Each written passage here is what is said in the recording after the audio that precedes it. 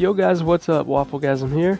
And how do you like that intro you just saw? I created it using just my cell phone. I don't have a computer to edit with, so I think it looks pretty good just for a mobile edit.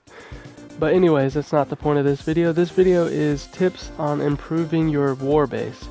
I'm just going to give you some tips, not in any particular order, but just some you can use, that I prevent myself from getting 3-starred with. But let me go ahead and start off by centralizing your clan castle and town hall. I normally put it like this, or anywhere right next to each other. They need to be the most centered things. Alright. The second tip I got for you is make your clan castle unlurable. You see this white border? Well, now green since I drew on it, but well, this is your boundaries for your clan castle. Try and put some defenses outside it. I normally go kind of like this until I get my archer towers, and I normally do archer towers and cannons. And let me go ahead and do this real quick like.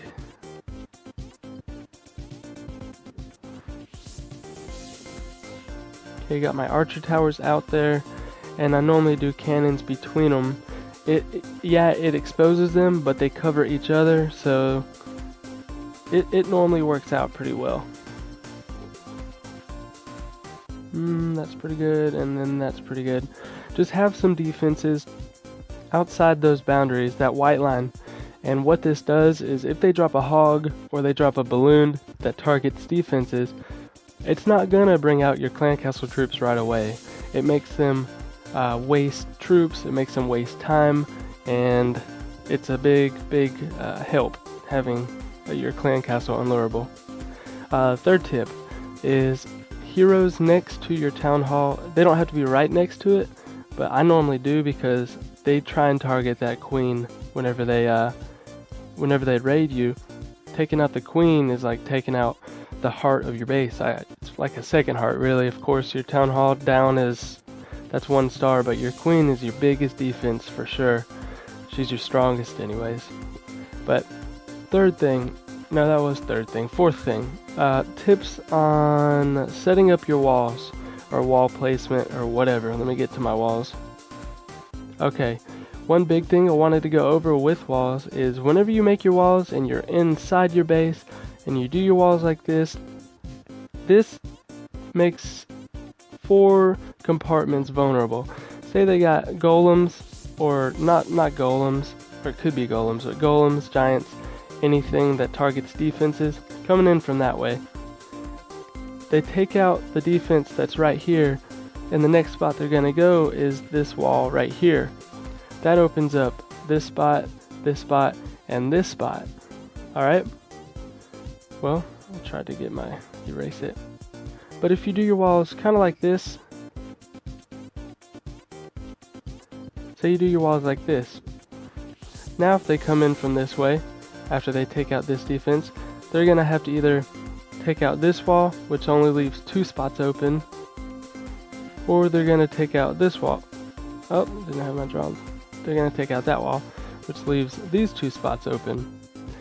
So it prevents them from getting into an extra compartment, makes them waste more time banging on walls, unless they use a jump spell, but it helps out in the end anyways.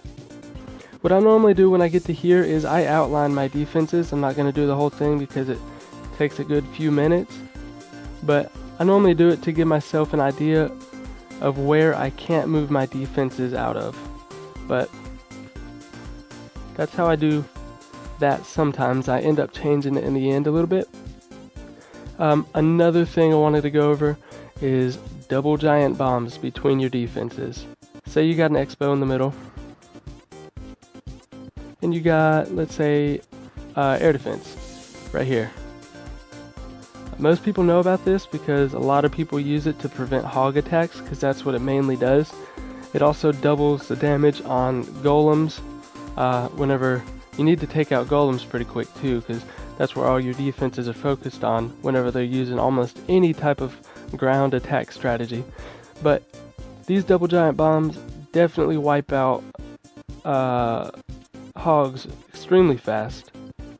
One giant bomb will not kill a maxed or a level 4 hog, but I'm terrible at doing walls on this new phone, but still getting used to it.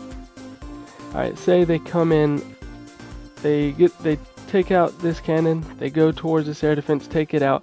They're going to go to the next closest defense, which is this X-bow. They're going to cross over the double giant bombs, trigger on both, and they will wipe out any level hogs, even if they have a heal placement down. Or a heal spell down, my bad. But yeah, that's it for that tip. Another thing is keep your air defense pretty close to the core. Let me go ahead and remove these to get these out of the way so I could place these air defense down.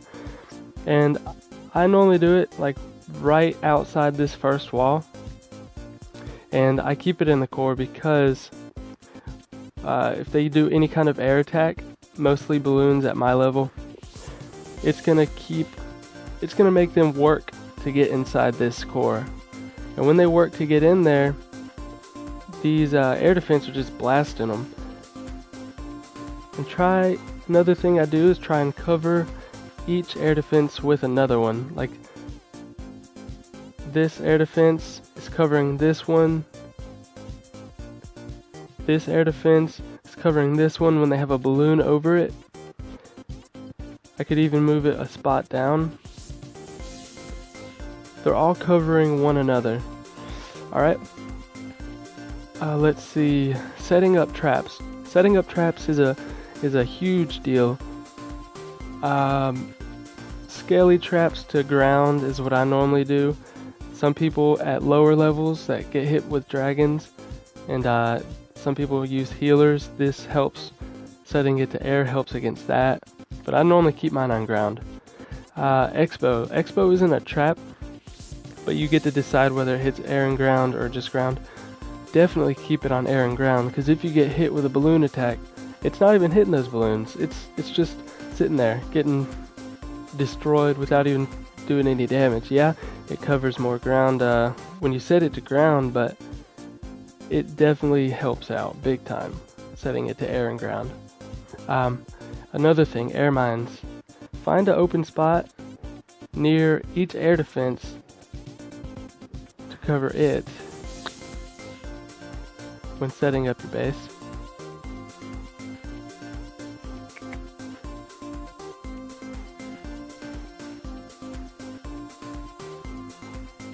Just giving a little rough draft, but air mines definitely help out against. They're like a backup plan, or actually a pre-plan before the air defense even starts hitting. Well, no, air defense definitely starts hitting the air troops first, but these air mines are like a backup plan. When they get close to this air defense, it helps out big time. Another thing was, whenever you set up your xbows or your inferno towers or whatever, keep them in separate compartments. I said that all funny. Keep them separated in different compartments. Like this expo needs to be in a different compartment than the expo right here. Kind of like that. I don't have inferno towers, but if I did, one would probably go over here and one over here. This base isn't completely centered anyways, because if I was actually setting up a base, I would spread this out, enough room for another layer of defenses right here. But that's pretty much a good amount of tips I got to help you improve your base. If you have any other tips that I'm skipping over, let me know. I'll probably add it to the description, but that's about it, guys. I hope you enjoyed this video, and drop a like and subscribe. Love you.